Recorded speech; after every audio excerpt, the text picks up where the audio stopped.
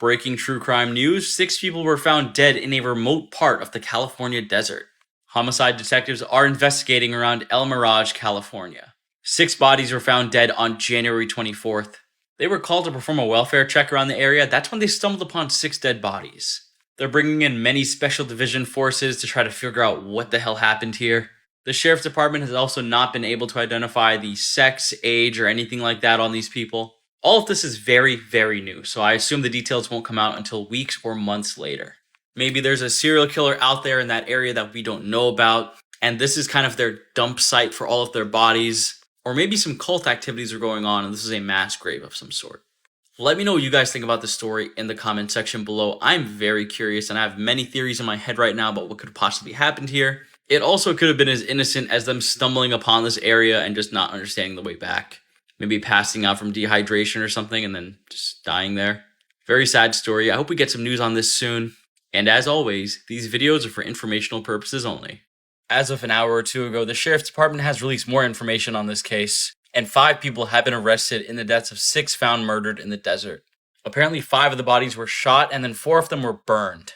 As of right now, they're saying the murders are because of a dispute over marijuana. All of the criminals are in their 20s and 30s.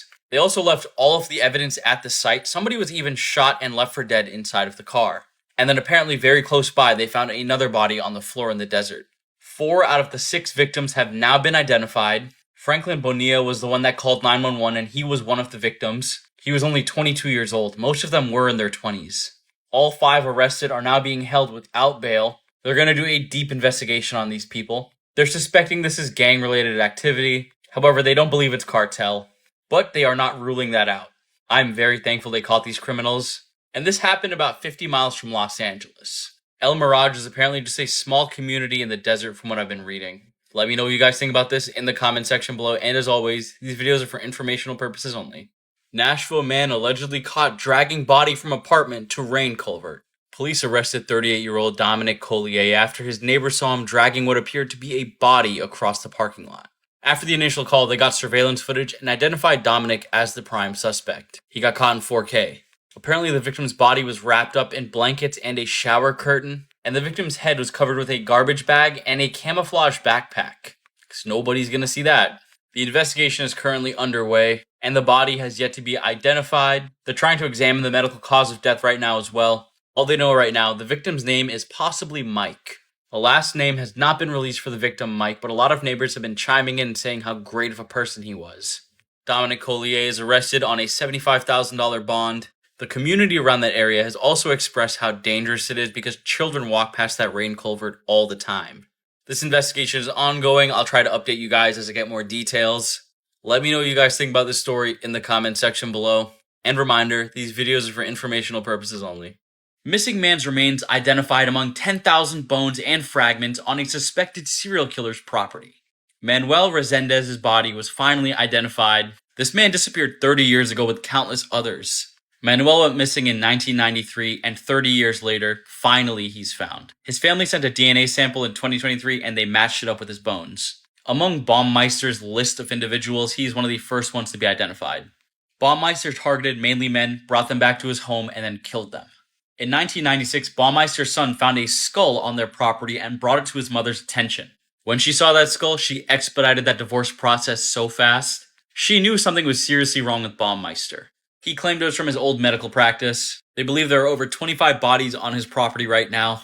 But honestly, it's probably way more than that. It is suspected that he left a lot of these bodies by streams and rivers for them to decay naturally. So I'm sure once those are found, the numbers are going to skyrocket. Let me know what you guys think about this in the comment section below. And reminder, these videos are for informational purposes only. Pennsylvania man decapitated his father and then showed his decapitated head on YouTube. Police found a machete and a large knife and a bunch of bloody gloves at the scene. This is 32-year-old Justin Moan, and he murdered his father, Michael Moan. It's believed Justin was a hardcore QAnon believer and his father was a federal worker, so he had a lot of hate towards his father because of this. In his YouTube, it was a rant about America and the state of things, and then right in the middle of it, he just pulls up his dad's decapitated head to show the camera. Apparently, this was a 14-minute long video. He then stated he is now in hell for an eternity after holding up his head. Literally absolutely crazy.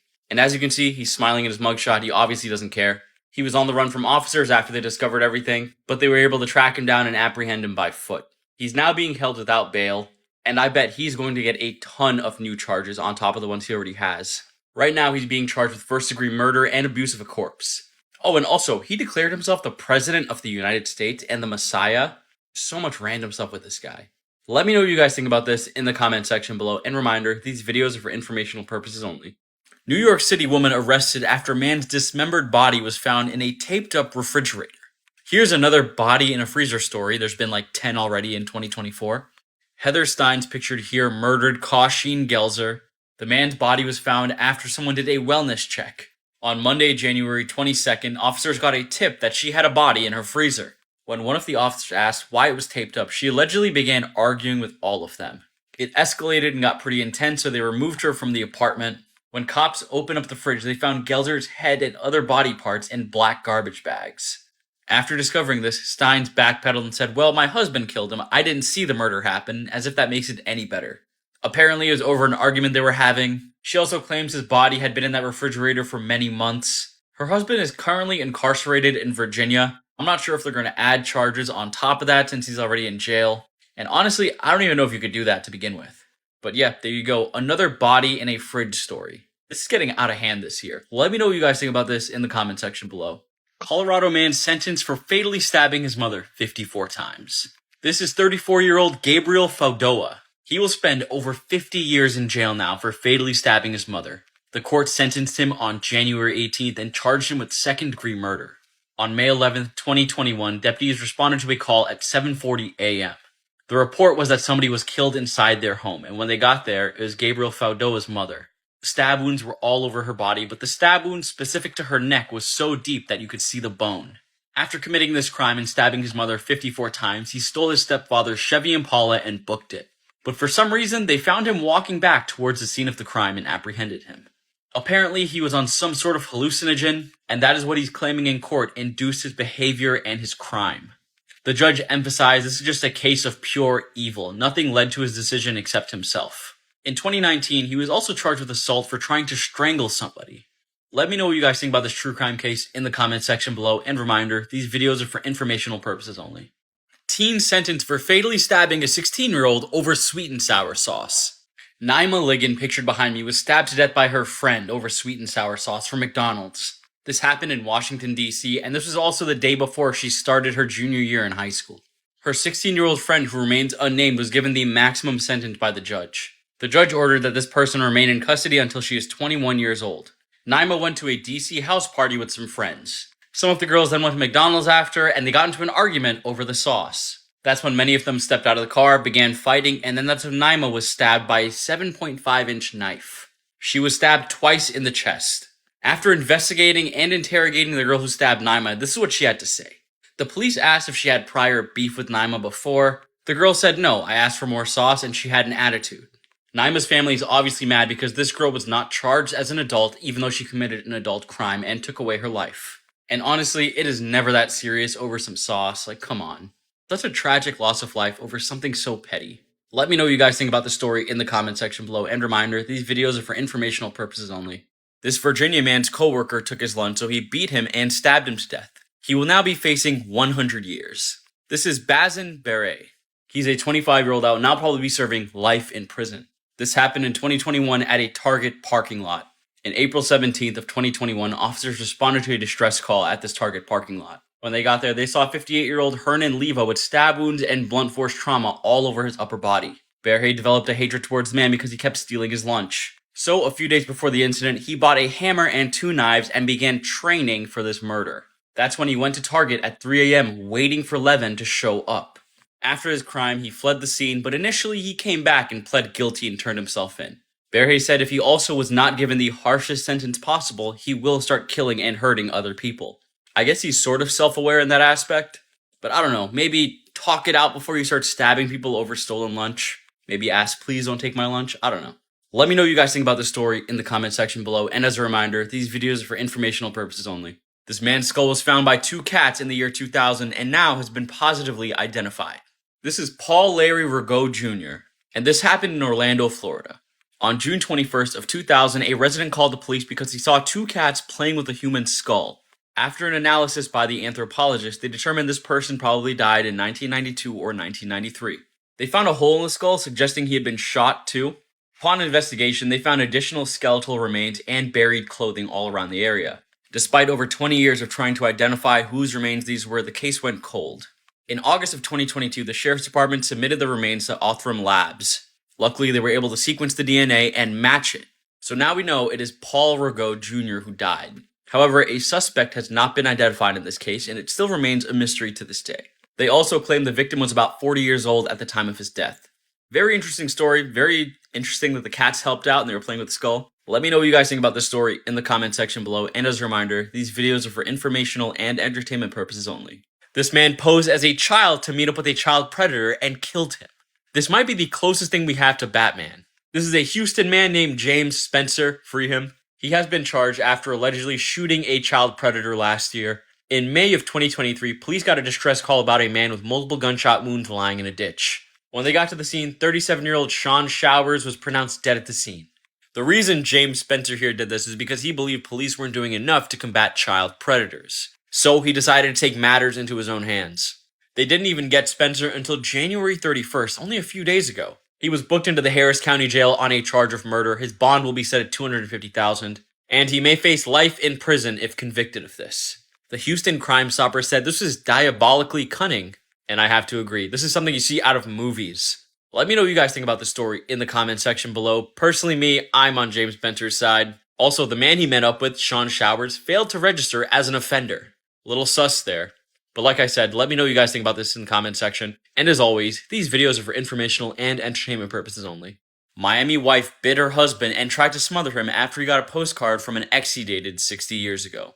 This Miami woman, Bertha Yalter, is now facing charges for trying to kill her husband after he got a postcard from an ex. This happened on January 29th, and she's now being held without bond. She's being arrested for attempted murder and aggravated battery against a person over 65 years old. After Miami-Dade police responded to the call, they showed up to find her husband very wounded. He had bruises all over his body and open lacerations. The victim also had open bite marks that were bleeding. This woman, Bertha, just might be a vampire. Police apparently found video evidence of the attack and then arrested her right after that. I am very curious on how her trial is going to go and how she's going to get out of this, because honestly, that just seems a little ridiculous. They described the victim, also her husband, as being extremely fragile. And that just seems like a lot of abuse to take at that old age. Let me know what you guys think about this in the comment section below. This is just such a wild story, and as always, these videos are for informational and entertainment purposes only. A woman in Massachusetts was poisoning her own husband's soup while being catfished by a fake soap opera star. This 64-year-old woman is now being accused of trying to poison her husband. And while she was doing this, she was getting catfished by somebody posing as Thorsten Kaye from Bold and Beautiful. Her name is Roxanne Doucette, and she only got caught because her daughter was worried about her father's well-being. Her daughter suspected that her mother was poisoning her father's soup, so she reached out to the police and they launched an investigation. The daughter also went through her phone, she found the scammer asking her for money, and of course, the mother sent the money over. Seriously though, why would a famous celebrity ask you for money and why would you send it? Then the catfisher texted Doucette, "You have to get rid of your husband, I need you so much." And I guess she was like, yeah, let me just poison his soup now. Because a divorce isn't an option. But then, get this, she wrote back, "I'm making him a special potion, just enough." What the hell is wrong with people? The husband replied that the soup tasted bitter. He then lost consciousness and had to be rushed to the hospital. She then refused to let the officers investigate her phone and iPad and then kicked an officer in the groin. And she keeps claiming she did not try to poison her husband. She also said she had no intentions of leaving him even though her daughter saw the messages. Like, come on. On top of all this and all the charges, she's probably going to get locked up. Let me know what you guys think about this story in the comment section below. This Michigan man is accused of fatally punching his 72-year-old roommate over Taco Bell. This is 54-year-old Mark Newsom. On January 31st, him and his roommate got physical over food from Taco Bell. During the fight, Mark Newsom behind me punched Dale Mitchell, his 72-year-old roommate, multiple times in the head. This resulted in fatal injuries, which he later died from. As of right now, he is being charged with second-degree murder. He appeared in court February 1st and was denied bond. He's supposed to appear again on February 14th. I really need to know the specifics on this, because what could you possibly be that angry over? It's literally just Taco Bell. I'm eager to see what new details emerge. Maybe he got the order wrong and that's why they started fighting. Or maybe he didn't order enough food for him. I have no idea. But for this man to beat up a 72-year-old over Taco Bell is horrible. He's definitely going to jail, I'll tell you that right now. Let me know what you guys think about this story in the comment section below. I feel like in 2024, there has been just so many crazy true crime cases so far, it blows my mind. And as always, these videos are for informational purposes only. 13-year-old allegedly fatally shot a grandfather on a Denver bus because his leg blocked the aisle.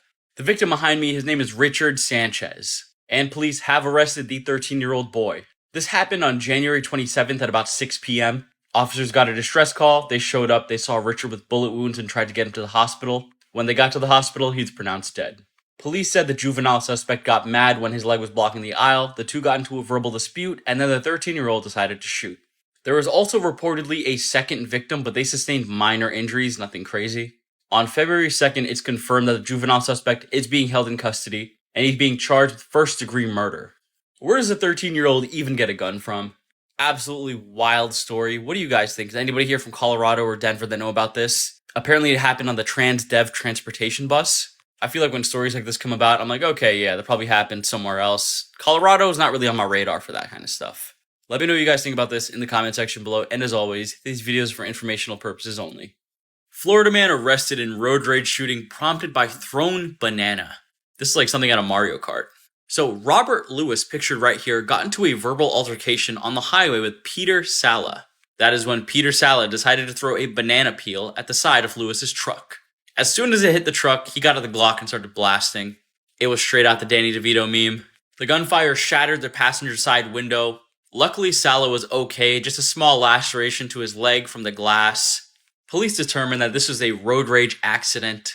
Robert Lewis met with detectives that Wednesday after. He was then booked into the Pinellas County Jail. He was charged with shooting a deadly missile into an occupied vehicle. He was also charged with criminal mischief. His bond was set for $12,000. That is all I have on that story right now. I haven't seen any updates. I haven't looked into any updates that deeply yet. But definitely some crazy stuff over a thrown banana peel and a verbal argument. Also, I'm like 35 minutes away from Pinellas County. This is wild. Shout out Tampa. Let me know what you guys think in the comment section below. And reminder, these videos are for informational purposes only. This Alabama man just pled guilty to luring a victim to his home and beating him to death with a shovel. On February 6, Barnhill pleaded guilty to the murder of Murray. On March 29th of 2023, Barnhill here faked a call to the police that Murray was breaking in. He faked this entire burglary to hit him over the head with a shovel and kill him. Police noticed a lot of inconsistencies with his story and with the phone call. Barnhill was pretending that him and Murray were attending a barbecue together. After Murray let his guard down, Barnhill started hitting him over the head with a shovel. He hit him over the head multiple times, and then he grabbed a 2x4 and started whacking him even more. He then tied him up and dragged him out back by the shed and left him there. I believe Barnhill will now be sentenced to 20 years in prison, and he will be sentenced on March 4th. That is the scheduled date right now. I think he should get life in prison. I think 20 years is not enough. But I definitely want to know more details about the story, like how did he lure him into the barbecue? Did he set up a Facebook post? Did he make an anonymous call? I hope more details on the story emerge, and if they do, of course I'll update you guys. But as always, let me know what you guys think in the comment section below, and these videos are for informational and entertainment purposes only. In a crazy turn of events, a 200-foot tower was stolen from a local Alabama radio station. And this all apparently happened overnight. I'm not even sure how you get away with a 200-foot tower. This happened in Jasper, Alabama, and the manager, Elmore, had a lot to say. He went there, all the wires were cut, all the equipment was stolen from the radio station, and somehow they dismantled a 200-foot tower and stole it. The phone call conversation is pretty funny because they're just like, the tower's gone, and he's like, what do you mean it's gone? It's like someone stealing the Eiffel Tower and nobody knowing where it went. They're thinking it's not some petty thief off the street. These are like professionals. The radio station is confident that they will find the thieves, they just don't know when. Honestly, maybe they melted down the tower for its precious metals and just sold it for scrap or something. I'm sure they can get like $1,000 out of a 200-foot tower. I don't know. This feels like something out of a cartoon. I don't know. Elmore said he has now seen it all. Personally, I would have loved to be some fly on the wall to see how they did that, because I'm really curious. I'm curious on what you guys think, though. What do you guys think they did with the tower? How did they get it down? Stuff like that. Let me know in the comment section. And as always, these videos are for informational purposes only. Also, I got a YouTube video dropping on true crime today. Go check it out. It's going to be a top 5 true crime cases that I like. Link in bio. A man in Indiana fatally stabbed his public defender girlfriend during a fight over chopped onions. This is 60-year-old Charles Calvert. Investigators are saying he stabbed his girlfriend, faked the scene, and then waited an hour until he called for help. The stabbing happened on February 3rd about 8 p.m. Officers went to the scene, they saw the victim, his girlfriend there, and she was pronounced dead at the scene. They of course arrested him immediately on suspicion. When he called 911, he said his girlfriend is no longer with us. And he also claimed she approached him with a knife in the kitchen. He also had a knife, and then they got into a fight. When officers got to the scene, they saw her injured with a gash to her head and her neck. And when they questioned Charles Moore, he said he was chopping up onions, and she said he wasn't doing it right. I guess that's what triggered him off. He claims that she got defensive and threw the crock pot at him and picked up a knife. When crime scene investigators got there, they saw that he staged these knives. One had a lot of blood on it, one was relatively clean, and they were both placed by her body. They also found no sign of chopped onions anywhere. Apparently Charles was way too calm on the phone too. I feel like based on all the evidence we have, it all points to him murdering his girlfriend and making up a story about it. Let me know what you guys think about this in the comment section below. And as always, these videos are for informational purposes only. Mom and daughter arrested for allegedly trying to beat husband to death with a skillet. Now I'm going to censor and block the image behind me because this man is bloody on the porch and I don't want you guys to see that. Also guidelines. And this all comes after he asked for a divorce. This 62-year-old woman and her 29-year-old daughter started beating him with a skillet and then tried to stab him with a knife. Now luckily this deputy pulled up to help him. On the body cam footage, he asked the man if he was alright. The man said, "I've had better days." He was bleeding profusely from his head. Him and his wife argued for several hours. He went to bed, and then while he was sleeping, she decided to attack him. He ran to the neighbor's porch for safety. The deputy then went to the man's house to confront the mother and the daughter. He said that there was blood everywhere, and they both had lacerations on their arms. The suspect, aka his wife, has been identified as Pam Davis, and she even admitted to strangling him with a belt and holding him down while the daughter hits him over the head with a skillet. This is some Looney Tunes crime here. I'm glad this man is okay and made it out safe. It's also believed that the daughter and the mother gave the lacerations to themselves to try to cover it up. The two women have been arrested on suspicion of attempted murder, and this happened in Ashland City, Tennessee. Let me know what you guys think about this in the comment section below, and as always, these videos are for informational purposes only. This is Amanda Gill, and she was shipped back to the UK with no organs. Amanda Gill was a 41-year-old British traveler. She went to Mexico. She passed away due to complications with her diabetes. Now, obviously, they have to ship the body back to the UK where her family is. But when her body got back, her family noticed something very strange. Her eyes, her heart, her brain, and many other organs were missing. There's speculation that the police or hospital staff sold her organs to organ traffickers. Apparently, those things go for a lot of money on the dark web. But this led to one more complication. Because of the lack of organs, they can't really determine how she died post-mortem. Her mother, Elaine, said she had been in the hospital a few times for ketoacidosis, but she doesn't know how she died this time. Maybe it wasn't proper care. Maybe it wasn't proper care on purpose to get her organs. I couldn't even imagine being her mother, seeing her body shipped back, missing all of those vital body parts. Especially the eyes. I feel like I would have nightmares every single night looking at that. Let me know what you guys think about Amanda Gill's story in the comment section below. And as always, these videos are for informational and entertainment purposes only. Let me know what you guys think happened to her.